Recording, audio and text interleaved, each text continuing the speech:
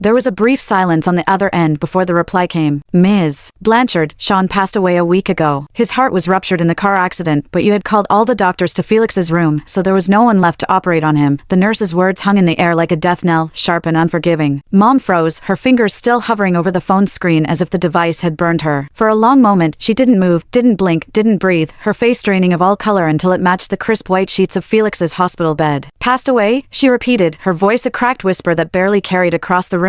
That's impossible. He was faking it. He always fakes it to get attention. The nurse's sigh came through the receiver, heavy with sympathy and something else, disappointment, maybe, at the woman who'd let her own son die. I'm sorry, Ms. Blanchard. We did everything we could with the staff we had left, but his heart damage was too severe. He died on the operating table 30 minutes after you left his room. The phone slipped from Mom's hand, clattering to the floor. The sound jolted the house awake. Felix looked up from his game, brow furrowed. Ashley paused mid-sip of her wine. Dad turned away from the TV, annoyance melting into confusion. But Mom didn't notice any of them. Her eyes were fixed on the empty corner of the room, where my soul stood watching, and for the first time in my life, I saw fear in her gaze. No, she muttered, shaking her head violently as if to dispel the truth. He can't be dead. I didn't mean for this. Felix was hurt. His bones could have been broken. Sean was fine. He always is. He's a tough kid.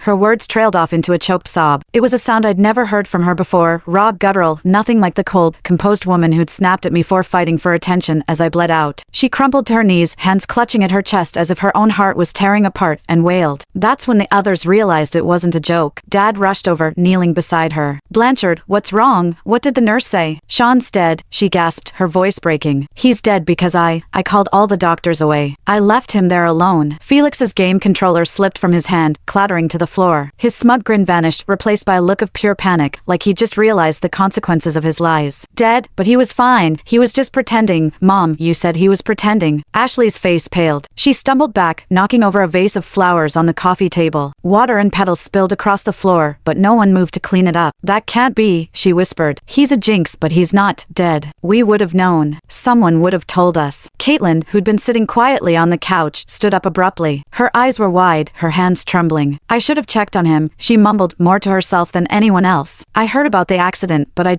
thought he was being dramatic. Like always. The room fell into a heavy silence, broken only by Mom's ragged sobs. My soul hovered nearby, watching the family that had never loved me grieve for a son they'd abandoned. It was a strange, hollow feeling. I didn't feel joy, or satisfaction, or even relief. I just felt empty. Like all the years of longing for their love had left a hole that even their sorrow couldn't fill. For hours, they stayed that way. Mom cried until she had no tears left, then she sat on the floor staring at the phone, replaying the nurse's words in her head. Dad tried to comfort her, but his own hands were shaking. Ashley paced back and forth, muttering to